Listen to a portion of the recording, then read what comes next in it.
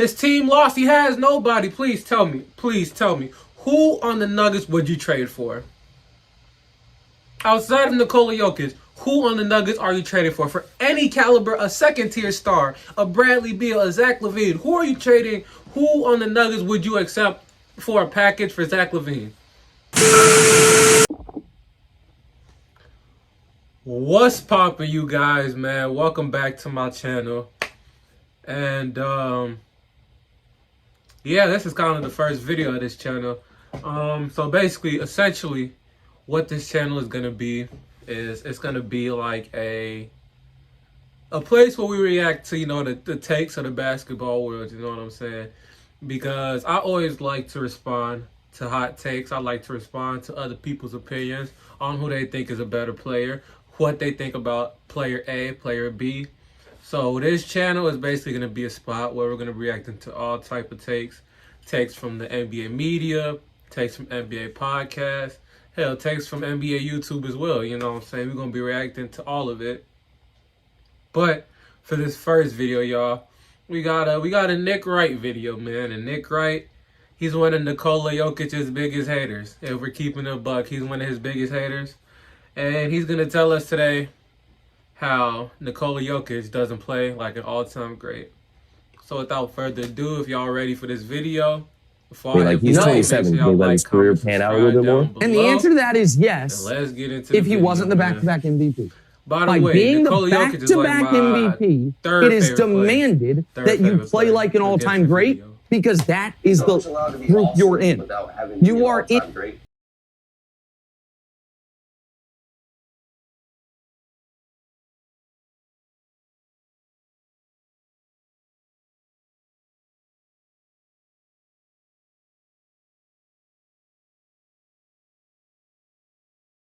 Let's stop right there real quick. Let's act like he's acting like Nikola Jokic played like trash through the Golden State series, which is just false. Let's just keep that a buck. Nikola Jokic actually did not have a single bad game. And that's all I'm doing. Yes, is holding him to the standard that his defenders have claimed he's in all year. The most vocal Jokic defenders have said the following things. And I know we're spending the whole first segment on this topic. We're going to go overtime this week. They have said he is the greatest passing big man ever. I think Bill Walton would have something to say about that. Arvydas Sabonis maybe even, but fine, give him that.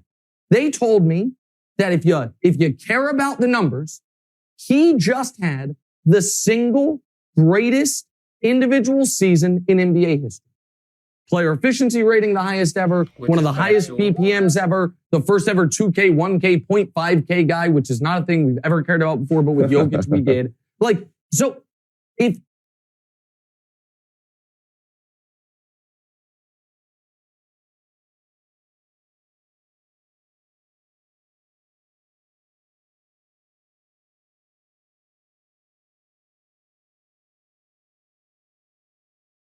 which is also false because nobody's if I were on television, now if it was LeBron doing something, people that, what did he get? 20K, as people were 15 years ago, 10K, 5K, that 5K. LeBron people count that. just people had the greatest, and people weren't arguing this, the greatest season ever.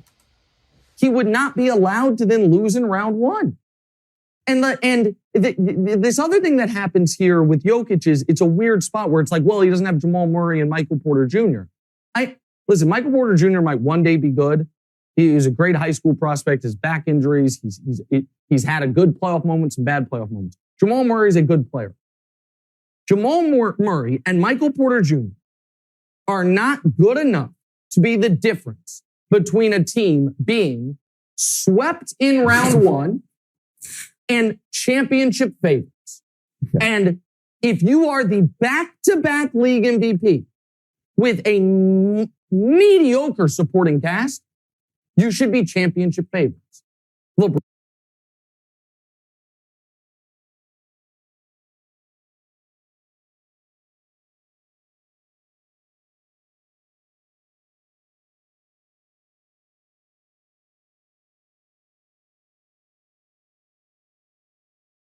Now, we're going to stop the cap right there. We're going to go ahead and stop that cap right there because, as he said, you guys heard him. He said, you add Jamal Murray and Michael Porter Jr., that the Nuggets don't become title favorites, or title contenders rather, which they actually do become like pseudo. I would say maybe because Michael Porter Jr. started the season off bad before his back injury, but outside of that, they definitely would have been considered title contenders. You can't tell me Michael Porter Jr., Jokic, and Murray isn't one of the better big threes in the West. You can't tell me they don't have a better big three or better big three than the Suns.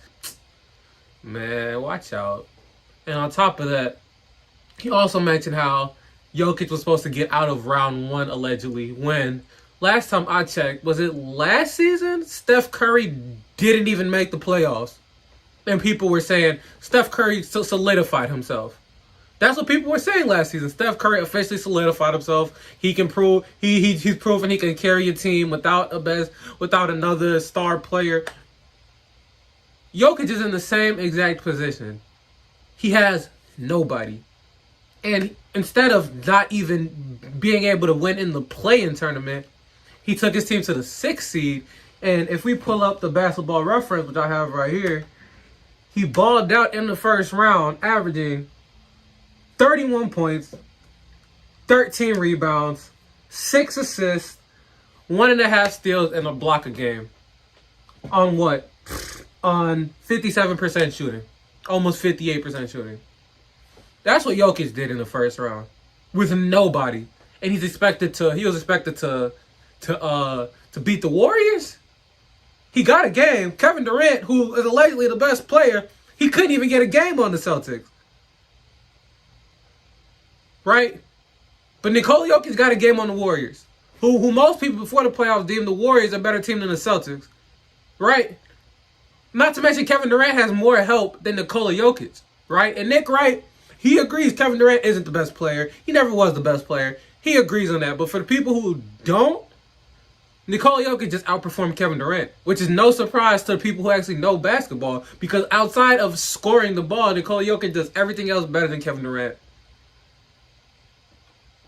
But somehow he's not an all-time great player because he didn't. Because with nobody, he didn't deliver, and then he didn't beat the fucking Warriors. Giannis was, he didn't deliver, and then he did. Steph was. All the other guys delivered, and so it's just that doesn't make any sense. I'm sorry, Nick. It's the same. It's the same. Don't trust your eyes and don't trust the players. The players show you and tell you that they don't fear this guy. And one other thing about Jokic this postseason, then we move on. Draymond.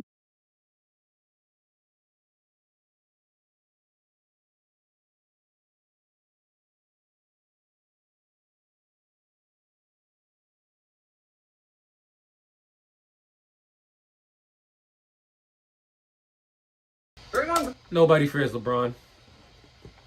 Nobody besides the Toronto Raptors of 2017. Nobody fears LeBron. So fearing somebody has nothing to do with anything. That's just whether nobody fears Luka Doncic. He's also 6'7". He still draws 45.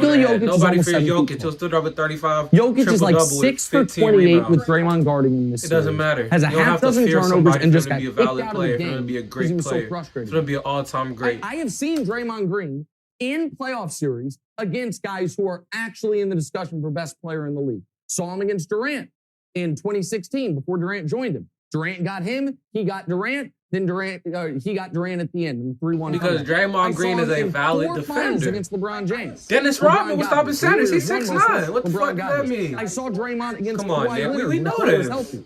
Yeah, Kawhi had to work for it. Kawhi got it. PJ Tucker was stopping Kevin Durant. Jokic is that caliber of player, which is what he must be now. And we're like, no, you're being too harsh. There is no too harsh. And here's the last point. People say all the time, the MVP, it's an important award, but, Shaq only has one. And I don't know if you knew that. Shaq only has one MVP award. And Kobe only has one MVP award. And right now, Chris Paul has 0 and Joel Embiid has 0. You know what would have fixed that? If Steve Nash and Nikola Jokic never won it. Because in 2005, second place was Shaq. God damn. How much longer can you talk about this dude, man? Falling asleep over here. I mean, he's got to be done here pretty soon. I mean, we've ended the segment about 5 minutes ago. And this year, it should have been Joel Embiid, if you want to make sure everyone gets one. Could have been his first. Instead, Joel Embiid, Chris Paul, Shaquille O'Neal, Kobe Bryant combined have 2 MVPs. And Nikola Jokic and Steve Nash have 4.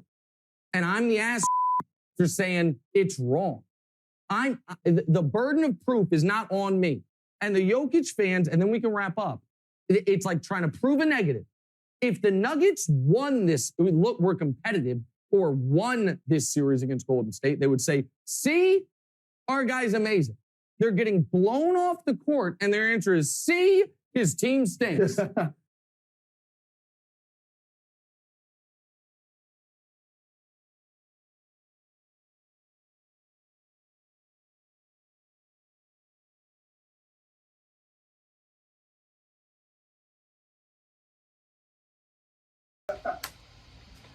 They're not supposed to win.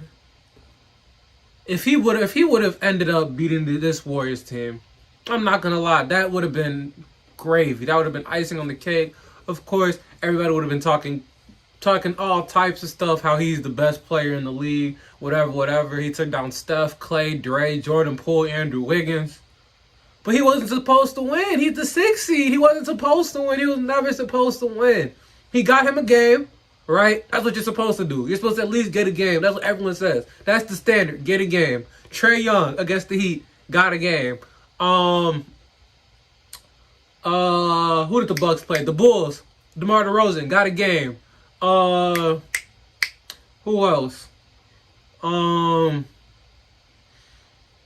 did the Suns play? The Pelicans got a game. Everyone except Kevin Durant. Jokic got a game. Jokic balled out. Jokic ain't have no ass performance. He ain't go outside. His team lost. He has nobody. Please tell me. Please tell me. Who on the Nuggets would you trade for? Outside of Nikola Jokic, who on the Nuggets are you trading for? For any caliber, a second-tier star, a Bradley Beal, a Zach LaVine. Who are you trading? Who on the Nuggets would you accept for a package for Zach LaVine? Nobody.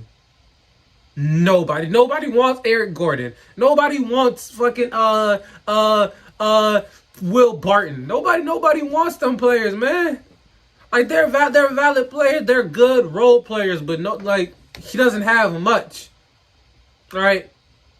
Jordan Poole on the Warriors. The Nuggets would trade for him in a heartbeat. Klay Thompson. The Nuggets would trade for him in a heartbeat. Draymond Green in a heartbeat. Steph Curry in a heartbeat. Shit, they trade for Andrew Wiggins.